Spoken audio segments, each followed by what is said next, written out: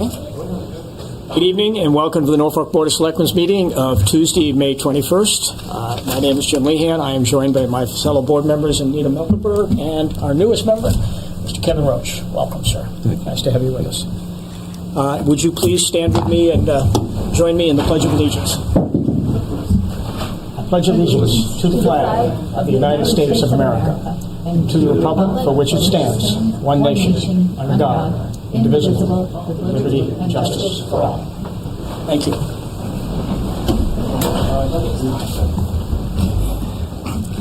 As is our tradition, we provide an opportunity for 15 minutes at the beginning of every meeting for anyone in town that wishes to share any public comments.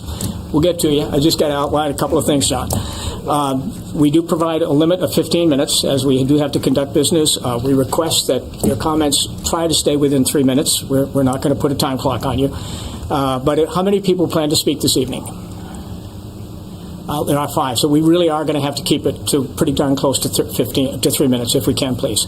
I ask that your comments be respectful. We welcome all input, but please be advised that we're not going to respond to any of your comments. This is a general comment period. We'll certainly listen and take it under advisement, but we're not in a position under mass law to engage in any debate on what you may present. So, with that, John, welcome. Come up and grab a seat, and we'll kick you off. Anywhere you like.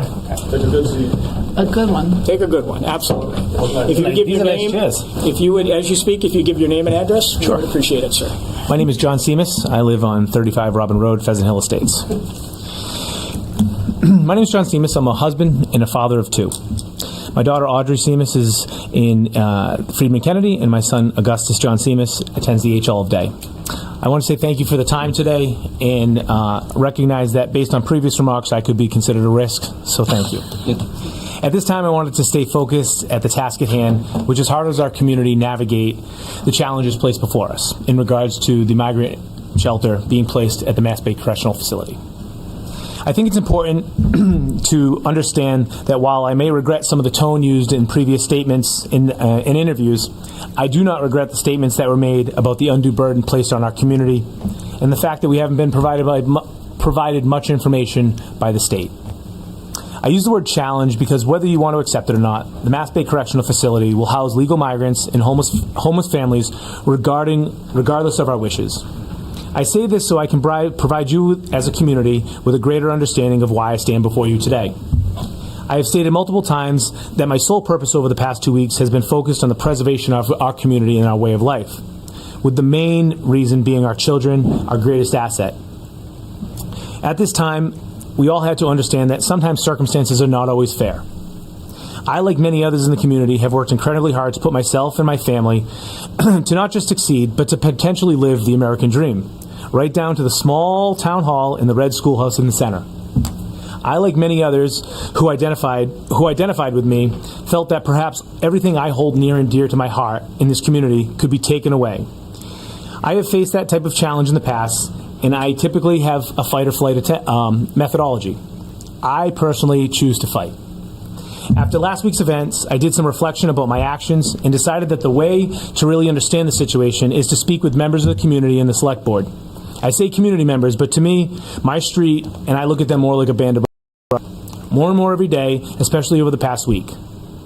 I spoke to people that have many different opinions on politics, even different opinions on the process that lies ahead, but I had the hard conversations. I took the time to understand their viewpoint and believe they took the time to understand mine. And I'd like to think that I have added many people to my ever-growing roster of good humans that I'm proud to stand next to.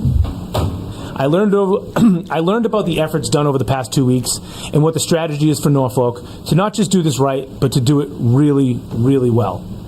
Right does not mean roll over. I want to be very clear with that. Right means that we as a community will outline our capabilities and communicate what we need from the state with conviction and purpose. We have smart people in this town, and I feel confident that while we may not agree on certain specifics, we can all agree the issue of education and safety are paramount to this topic.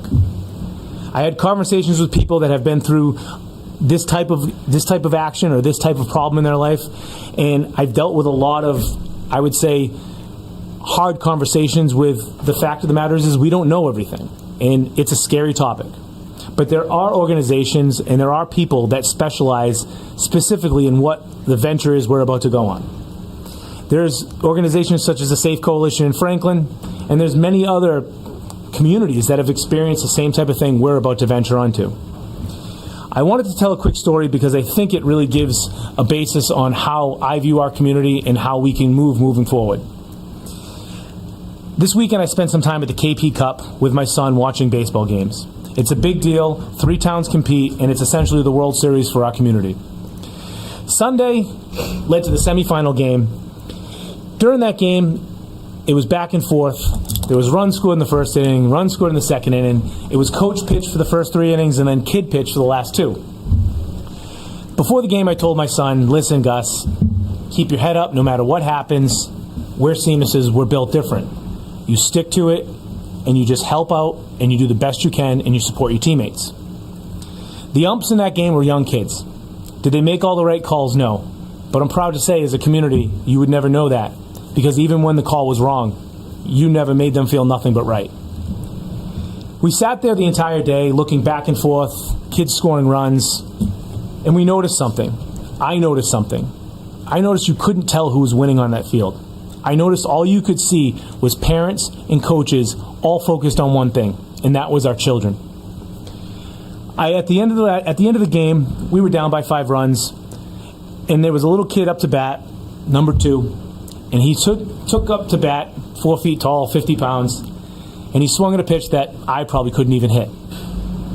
He had to step out of the batter's box. The coach helped him compose himself. It was a real teaching moment.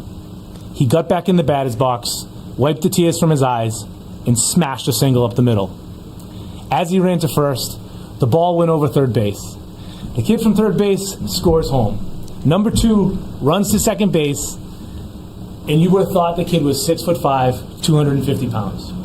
The crowd, both the Brewers and the Mets, cheered like they were their own son. We lost that game, but at the end of the game, you saw something different. You saw a community that was worth fighting for. You saw the best of people, and you saw the best of kids. This whole process is really difficult for a lot of people, some more than others. Some naturally run in, some naturally run away. But this is something that us as a community have to deal with together. I believe that our selectmen and I believe that our elected officials are more than capable of handling this. And I think there's more happening than I gave them credit for. And I just want to remind everybody that while we don't know everything, the one thing we do know is that potentially a state's watching us, potentially your neighbor's watching you, but the most important part to remember is that our children are watching us. We have to move through this with grace, we have to move through this with dignity, and we have to show our children there's a reason why we moved to Norfolk, and there's a reason why we will fight as hard as we can to get what we need to support who we have to. Thank you for your time. God bless. Thank you, John. Thank you. Thank you, John. Is there anyone that has the courage to follow that? Thanks, John. Who would like to speak? Mr. Oliveri, come on up, sir. That's a hard act to follow. Is the highlight. That was a very sincere act. While we know you, John, if you would state your name and address, we would appreciate it. My name is Jack Oliveri. I live on, Say John. I meant Jack. Jack Oliveri. I live on 4 Barrel Place. So I just wanted to talk for a few minutes about this data I put together that's related to the migrant situation. And then I'd like to talk about, just for a couple of minutes, about strategy. And then I have a very short story, too. I put together this spreadsheet, and I posted it in a couple of places. I sent it to the selectmen. And what it does is it takes Massachusetts, the state of Commonwealth of Massachusetts data, and I put it into a spreadsheet to determine these 2 databases. One database said that it listed the number of migrants, but families, not individuals, but families that are in each town in the Commonwealth as of January 1st, 2024. And then I had another database that showed the population of every town, and most of that population I thought was going to be old from the census, because the census only happens every 10 years. But I was surprised that a lot of the census data was from 2022, so it's relatively recent. And I crammed it together and did a percentage of what percentage each town had in terms of migrants. So in other words, I took the number of families and divided it by the population. And I have it posted, and I can send it to anyone else who wants it. What it showed is that Norfolk, by hosting 150 families, is far and above every other town in the state that has migrants. We're not even close. It's not even close. We will have 1.3% of our population, and it's not 4% because 1.3 represents families, again, not total individuals. I don't know if there's a database somewhere that they have number of total individuals by town, but they do produce it by families. And this data was requested by Channel 25 in a FOIA Act, and a FOIA request, and they got the data, and that's what's in here. So we're at 1.3% percentage of families versus population. The next highest is Kingston, which is 0.72%. And then Devon's only has 1,700 people, but they're 0.68%. So we're the highest right now. There's approximately 100 towns that have this information. And you can look at it, and it goes all the way down to like 0.03%. New Bedford is 0.03%. They have 28 families, but they have a population of 100,000. Boston is 45th on the list, so they're not even close to us. So just a point of reference is this is what we're getting. This is what the state is trying to force on us. The second thing I wanted to talk about just very briefly is strategy. I know that the selectmen are trying to get compensation both financially and in terms of resources for this. And I applaud that, but I think we have to be realistic. The state, in my opinion, is not going to make Norfolk a special case. They're not going to give us more than the standard package. You know, when you get laid off at a high-tech company, and I can speak from experience, or you retire, you get a certain package. That package is standard. It's part of their policy. And if the state were to grant us special dispensation because we're Norfolk and we're tight with schools and we have few resources, if they think about that, if they do that, then if that word gets out to some other town, they're going to say, why is Norfolk special? They're going to open up a Pandora's box. If we get anything more than the standard package any other town gets, there's going to be a firestorm. So I don't think it's realistic to say we're going to get more or as much as we need. We're not going to get more than anybody else, and we're not going to get as much as we need, I think, because it just would be politically the death knell. The state would be inundated with requests from other towns to do the same thing. We could say we're special, but I don't think that's gonna cut it.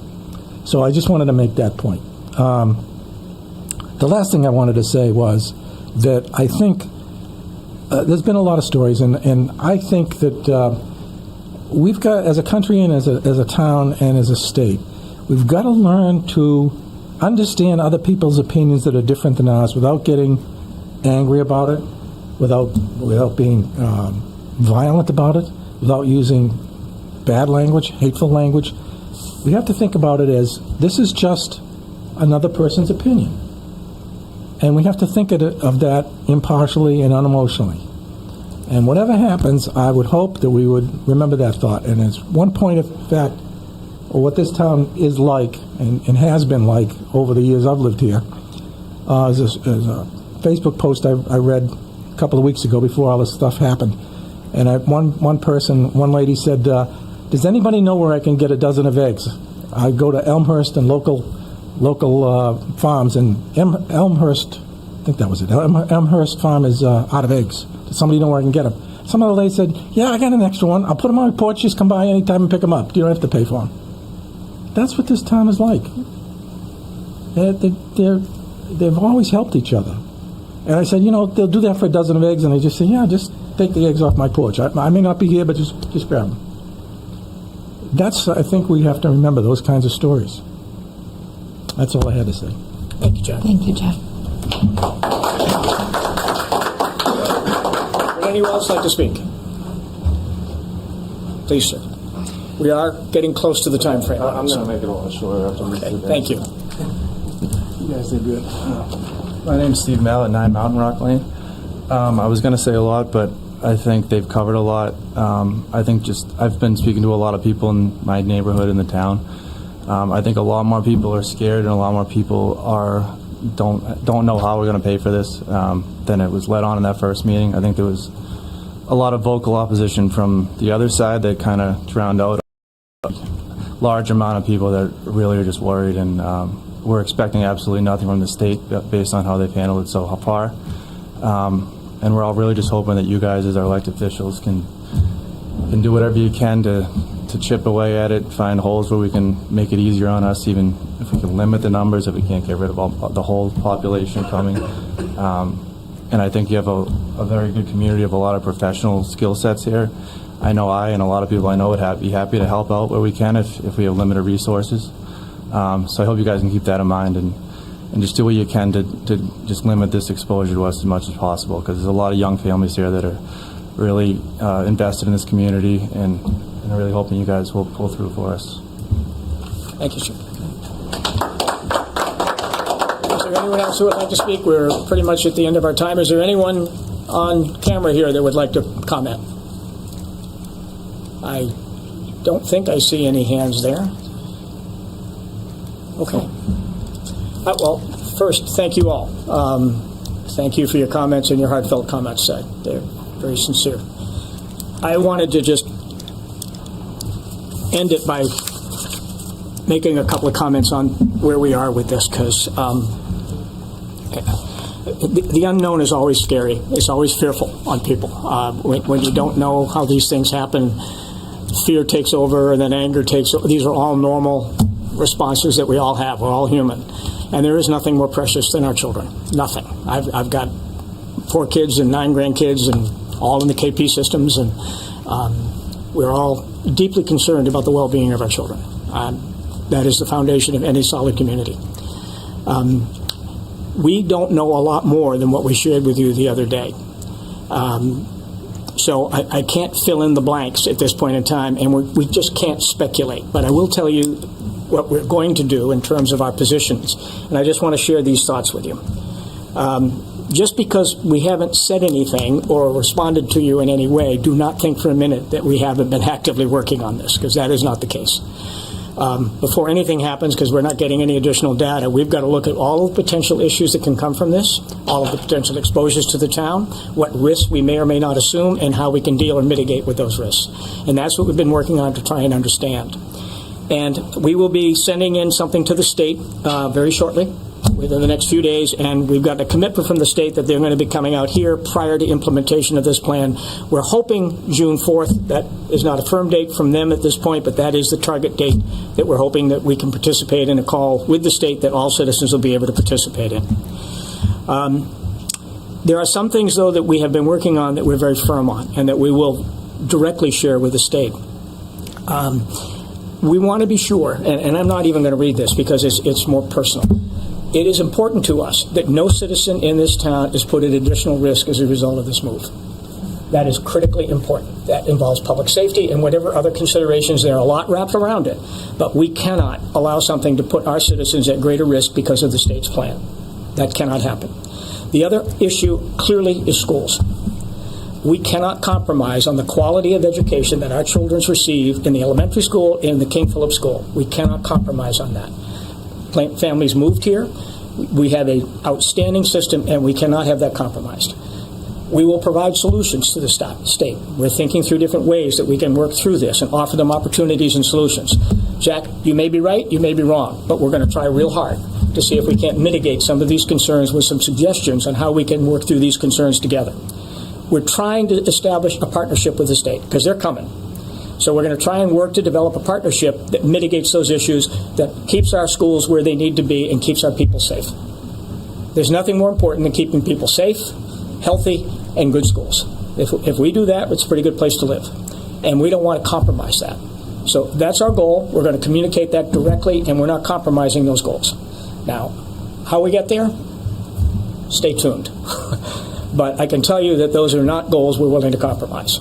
And we'll see where it goes. We're going to do our very best to answer those questions, and we'll see what they have to say when they get out here. I'm hoping that we'll have those resolved before they show up, because if they don't, it's going to be a very interesting meeting. So we're not going at this just addressing the problems. We're going at this in trying to find solutions. We're going to give them some options on solutions that mitigate those concerns on our side. And they're workable if they're willing to work with us.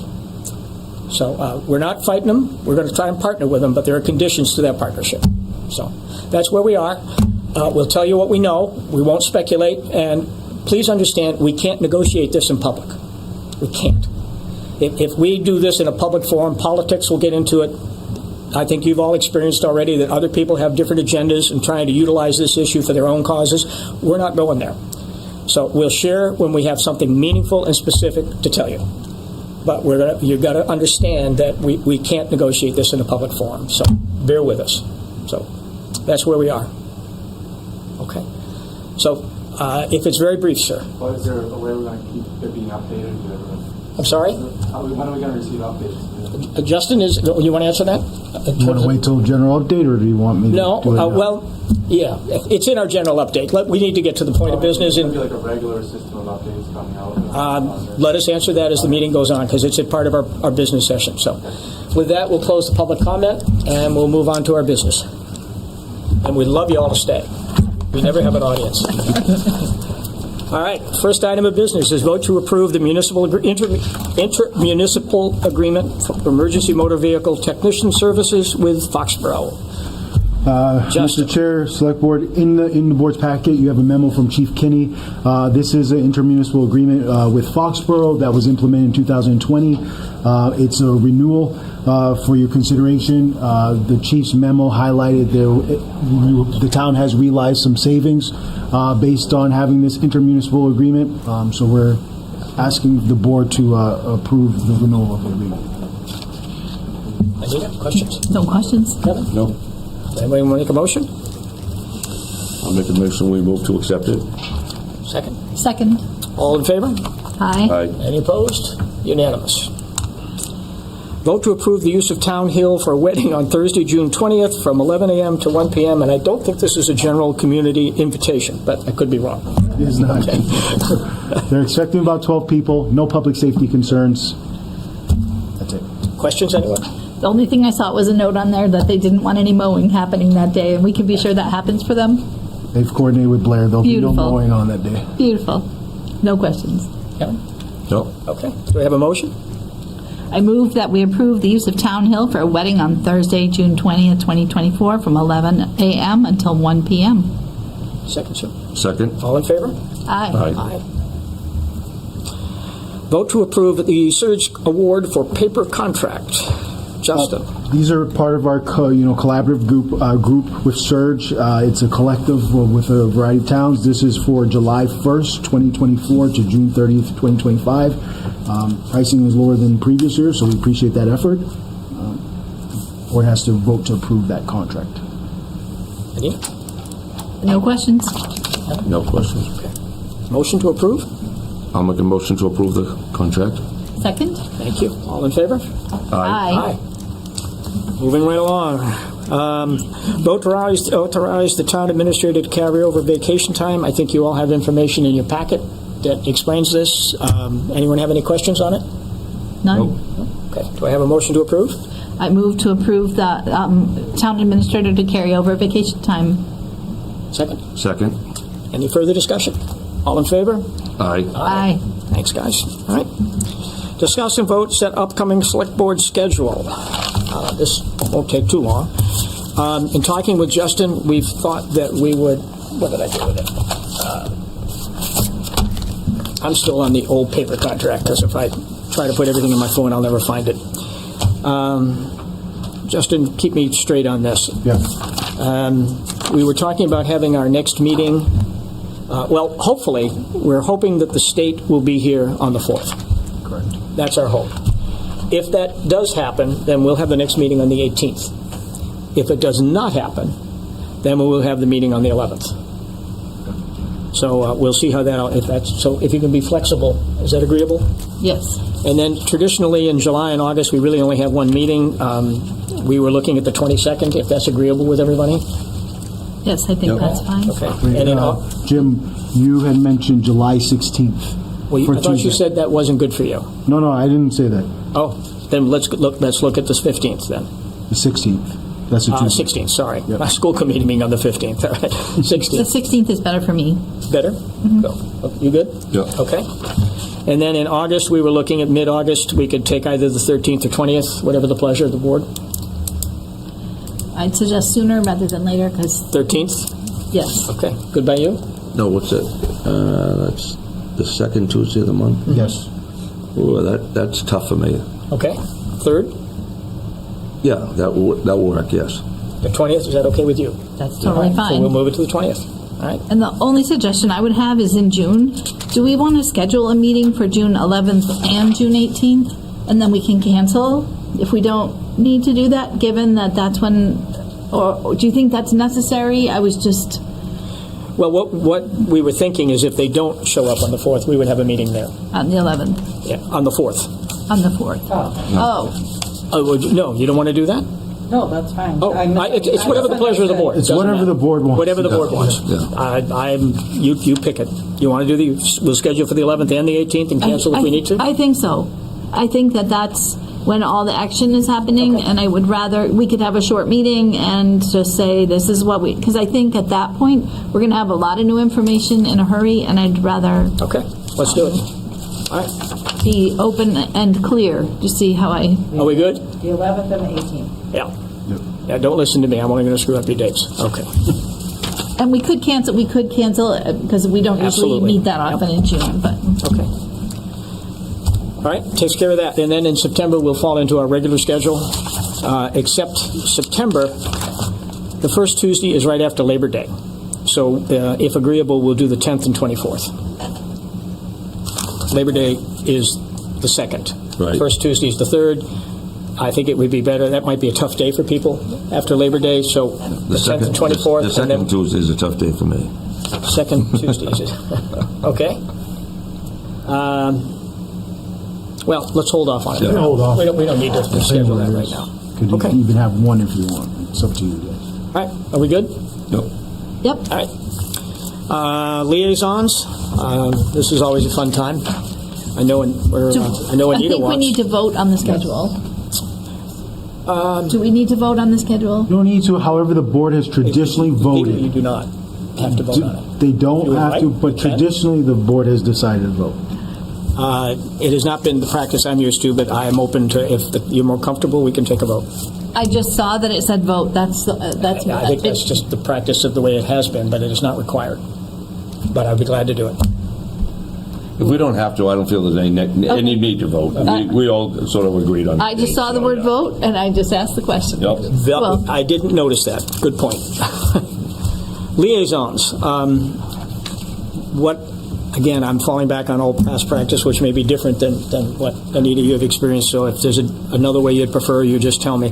I don't think it's fair to throw, just change Calcutt's name and put Roach there. I Well, think that's it. if you two are fine with the liaisons you have, Well, I'll have no problem. Let's hear it out. Give everybody a chance. Mr. Chair, before you get in there too, I just want to give one bit of context because you probably will look at the Master Plan Steering Committee.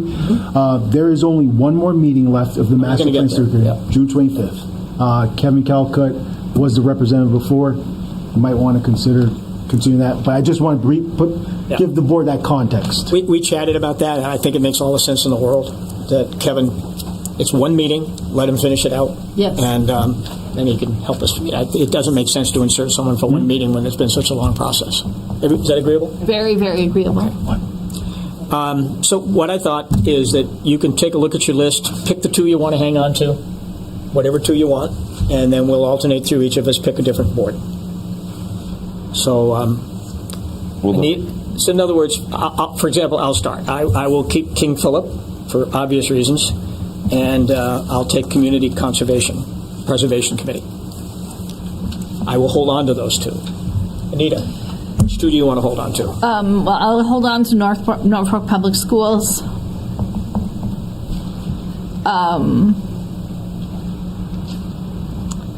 And may I hold on to advisory? Okay, Kevin? Okay, now do I just go through the list and You pick under Kevin Calcutt's name. You pick the two that you want to keep. Okay, the Fire Station Build Committee, that's ending soon, right? It is. And the other one's ending soon. and the PIP project is just a southward, so you got conservation and energy, right? Those are the only two there? Planning board. Oh, that's master plan. Yeah, but planning board. Planning board. The planning Okay. board is separate from the Okay. master plan. Yep. So I'll take the energy committee and the planning board. Okay. All right, Anita, your next choice May take from the any li- list. I'll take the library. Okay. I will. You won't be mad at me if I take the council on aging. I will not be mad Okay, at you. I'll take the council on aging. I was confused. I'll People take the- watching, I thought it was mine, and it wasn't. Don't worry about it. I'll take the board of health. Board of Health. Anita, your pick. Alrighty, so I need to stretch a little bit. How about if I do zoning? Okay. As soon as I find it.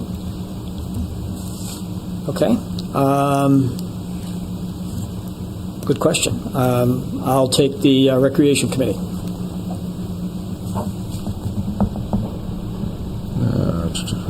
The ones are open, yeah.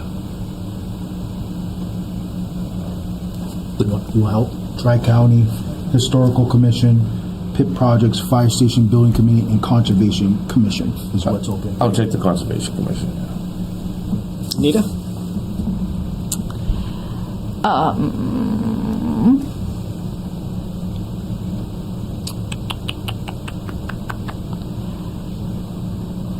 And you have Council on Aging, is that correct, Jim? I'm sorry? You picked Council on Aging? I did.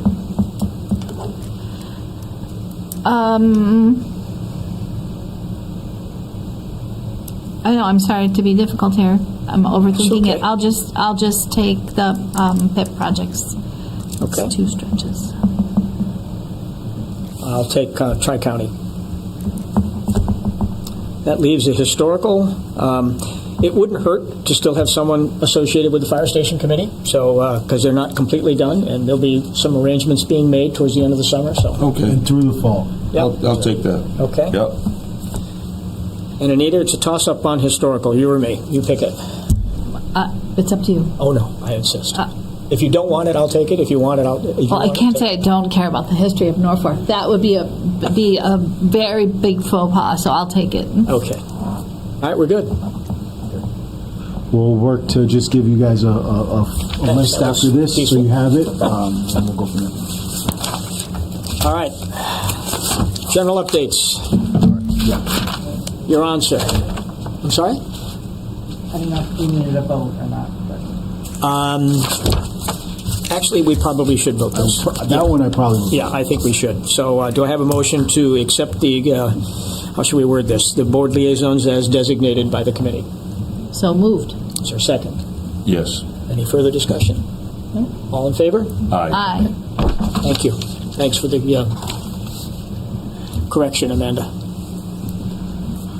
All right, Justin. All right. So a few town administrator updates. I'll start, I guess, with the temporary oversight facility. The town is working on providing a website page where we, on our town website, where we can provide some links to the data that we have, or FAQs, provide some links to the videos when we've had conversations and different things there. So we're working on that. Kate and Amanda are really taking the lead on that within our office.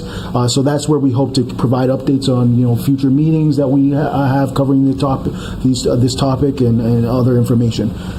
So we hope to have that, live maybe by the end of this week, early next week at the latest. But I do want to let the board know and the community know that we are working on that.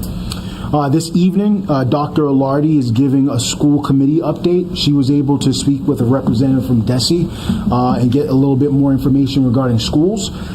So she's providing that update this evening at their school committee meeting. That meeting is being recorded, so the video will be on NCTV and available for viewing. So I encourage people who have specific education questions to watch that video. That's going to provide a little bit more information there.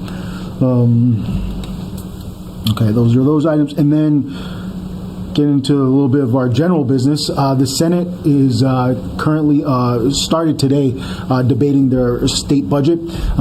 Their version of the budget did have some increased funds for the town that was similar to the House Ways and the House budget. So that's encouraging. If we do get any additional funds, we will address that at the fall town meeting. There also, in addition to that, we requested an earmark that Senator Roush did submit for $50,000 for the Council on Aging parking lot. So encouraging the board, if you to speak with Senator Roush and advocate for that earmark. That's something that we are trying to actively pursue. So that's the Senate version. This afternoon, myself and staff visited the MCI Norfolk wastewater treatment plant. This is part of the efforts the town to tie into the sewer system at MCI. So we spent about 2 hours there. We talked about the feasibility of tying there, looked at the facility. So that was a productive meeting, and that's something that we will proceed with. We are actually in the process of applying for a $500,000 MassWorks grant that is associated with tying the sewer. That's also one of the questions was housing choice and what grants are tied to that. This is one of those grants that is tied to being a housing choice group. So I'm working with our team and our Woodward and Kern consultant to submit a $500,000 grant regarding that. Another follow-up from town meetings, Article 15, it was the Special Wastewater Act. I just want to let you know the board, this is something that the board is going to have to take a vote on in a future meeting, just to authorize sending that act to the legislature. I'm recommending that we hold off on doing it until this session gets through. It will buy the town a little bit more time if it doesn't get through the next session. It will give us two years. So I've communicated that and we've coordinated that with town council, but our plan would be to follow up with you in a few weeks once we get through this session and proceed with that. And then finally, the draft master plan is available. It was released by MAPC this week. We have a link on our town website. There's a news section where we'll directly link to the draft master plan, so everyone who's interested in that can view that plan. But they also want any final comments for that draft master plan. And as I mentioned before, June 25th is going to be the final master plan steering committee meeting. So those are the updates on my end. Questions for Justin? When I went on the website for the master plan, it didn't seem like the link was not working. I mean, it did. I did a double negative there. It seemed like the link was not working to click on the give comments, but I'll double check that. It could have been user error.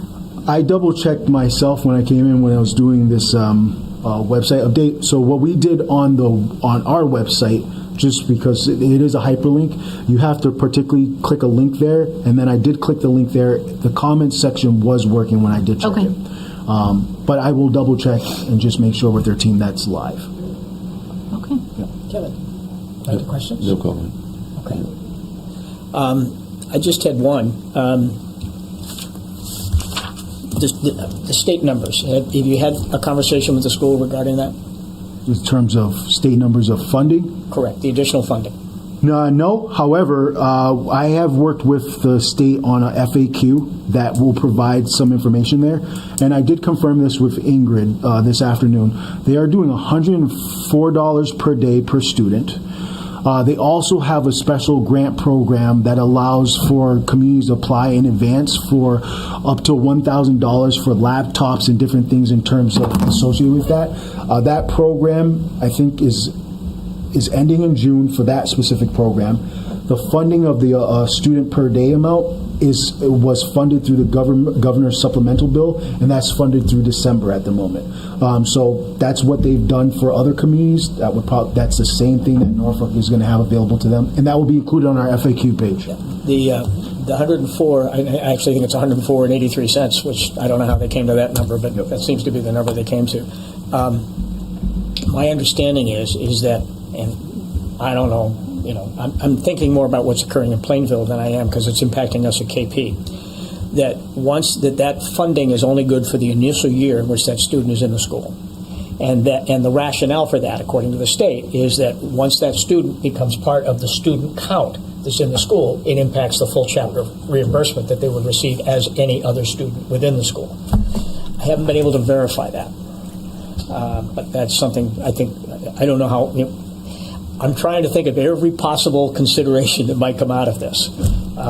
And so if that's true, and it just becomes part of the count, so which impacts our funding, then that's a reasonable assumption.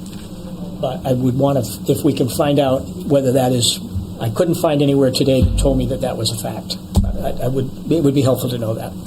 I heard the same thing. Okay. I would just say that's my understanding, but I would also just say Dr. Alardi's providing an update today. She's been more than willing to come to a select board meeting to talk about this in the future, or the community forum, and I think I would let Dr. Alardi verify. That way we're not hypothesizing. But that is how my understanding is as well. There's a lot of open questions in this. Yeah. Can I recommend, Justin has been the point person through this process. He's the one that's making contact with the state, making arrangements. I think we don't need Dr. Alardi to necessarily come to a selections meeting. I think it's important that she keeps you informed, and then you in turn can relay that to us. We can certainly watch the show just as easily as anyone else can. But it's important that we have one point of contact on this with the state, and that, I think, needs to be you from our perspective. So I've asked the superintendent at Norfolk to keep you in that loop, so that we don't get disjointed in how we go at this. If we go at this in three different directions, we're going to get lost. So if you could have that conversation with Ingrid, that would be helpful. Just, I'm not suggesting she not take whatever action she feels appropriate to get as much information, but it needs to be funneled into one source so that we all have the same information. That's all. That would be helpful. Right. And if you'd like, I'd be more than happy to speak with the school committee or whatever is needed, but it's just common sense to me that we need a central point of contact with this. So, agreed? Yes, I like that a lot. Yeah. Otherwise, we're going to get mixed up. And we'll get different answers. I've already discovered that. So I've learned I have to read from the right book. And I think our messaging can be really consistent and on point every time is going to be the way that we're heard. Yeah, this can easily get disjointed if we're not careful. So, Anita, any other comments? Questions? I was going to say something about way back in 2020 when we were all reading books and learning new things. One of the things that was new learning for me was really thinking deeply about intent versus impact. And we've had a lot of big feelings in this town, given the news that was sprung upon us. And I think the intent of our citizens has been to share their frustration and the angry and those kinds of things, but we need to think about the impact of sharing. John so eloquently talked about the impact on the children in our community, and I think we also need to think about the impact from what I've seen in some of the groups that I participate in on the people of color who live in our town. And so people are feeling, that one woman said so nicely at that meeting, unsettled.